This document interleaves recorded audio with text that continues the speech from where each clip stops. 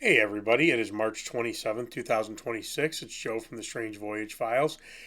And we just, in the past few days, lost an American legend. We lost Chuck Norris. I don't think we lost him. I think he just decided to transcend into a different dimension and kick ass somewhere else. But in honor of Chuck Norris, I am going to review my absolute favorite Chuck Norris film. And this is actually kind of, I guess we'll do an unboxing of the Delta Force.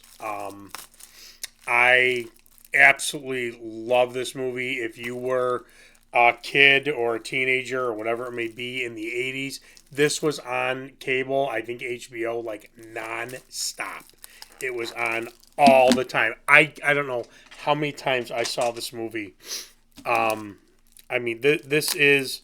I just watched this again last week with a buddy of mine who never got into Chuck Norris, never.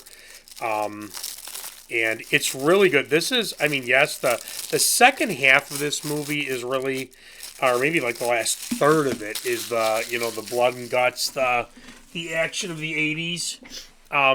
The rest of it really does tell a story, and it actually is very strongly based on a hostage situation that actually happened. A lot of the events are similar, and I'm sure this would be politically incorrect today and the whole thing. You know what? We lost an American serviceman in the real incident. They kill an American serviceman in the movie, and that's exactly what happened in real life. The only difference was in the movie it's in Algiers, and in real life it was in Beirut. So, you know what?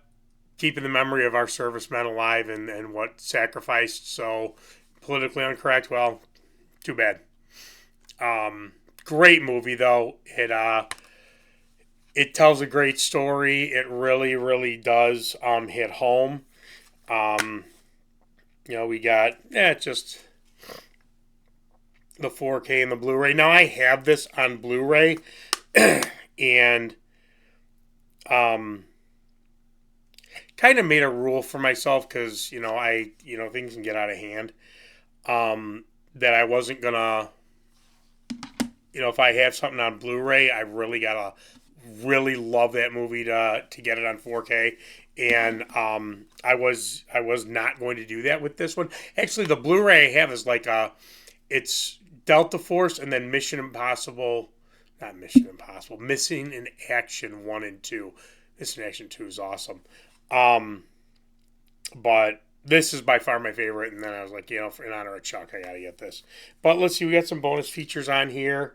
Um, restoration. I don't know if there's anything beyond that. New restoration. Doesn't look like anything that's really off the wall, but it's fine because the movie in itself is all you really need. Um, Chuck is really great in this movie. Lee Marvin's in this movie.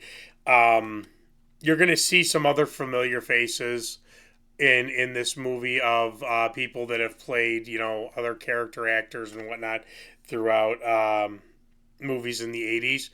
But it really is. It shows there's a lot of emotional depth, especially when there's a part where the Jews are being separated. The male Jews are being separated from their family, and there's this little. It's heart, especially as a father. It's heart wrenching as the little girl is running up saying, "Don't take my daddy, don't take my daddy," and then gives her father a stuffed bear. I think it is.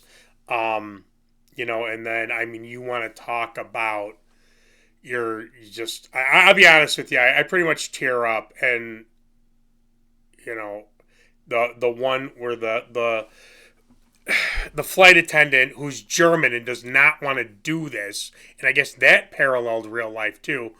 She has to call out the Jewish names and for or call out to get passports so she can eventually call out the Jewish names. And the one guy has his arm up and you see the tattoo from the death camps, and it just, if you don't tear up when that part happens, there's just you don't have a soul. Um, Great movie, man. This is just, it really is. It has a lot of depth to it. It's not, it's not let's just go in and blow everybody up and whatnot.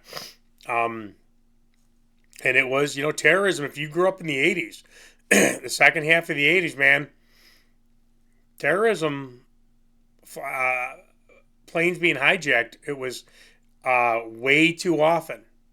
And it was definitely something that, we all knew. We all knew about, and we had to live through. So, if you have not seen this movie, I strongly, strongly suggest it. I mean, yes, you do get. I mean, the last third of the movie is just the Delta Force going in, Chuck Norris is going in, and it goes into the '80s just ass kicking left and right. The theme, I mean, that dun dun dun dun dun dun dun dun dun dun dun, it just is so awesome. Is that Canon film? God, I can't. I'm too blind. I think this was Canon. Don't quote me on that. And they did a lot of those movies. Is this Canon? Yep, sure was. Yeah, Canon did a lot of these types of movies. Great movie. My favorite Chuck. Chuck, in whatever dimension you're taking care of business in. Miss you, love you. Thank you for all the good times. Thank you for all the great movies. And again, if you have not checked out Delta Force, absolutely check it out. Great movie, great '80s movie. Just absolutely. I mean, I don't rate movies like I do the albums. This would be a 5 trillion. I mean, it's just such a. I love it so much. All right, thanks for watching. Like, subscribe, and you know what? I got this. This came with it too. Another great movie, Malcolm X. And I believe, God, is this good? We were just talking about it. I got this because we were just talking about it at work. I haven't seen it in so long. And it's like 3.5 hours. And I remember telling the people that have not seen this movie, and I think, I'm going to borrow this out to a coworker of mine that has not seen this movie. Like, it does not, it isn't, it never gets boring. It's not like, oh my God, how much longer is this movie? And I'm pretty sure Denzel did not win, nor did this movie win. For Denzel, I don't think won for Best Actor, and I don't think the movie won for Best Picture, and that's a crime because both should have happened. Absolutely love this movie. Yeah, order both these together. One hell of a double feature, huh? But yeah. So like, subscribe, and let me know what you think about Delta Force, Chuck Norris, and Malcolm X. I mean, great. Again, absolutely two phenomenal movies. All right, like, subscribe, that stuff, and I will see you.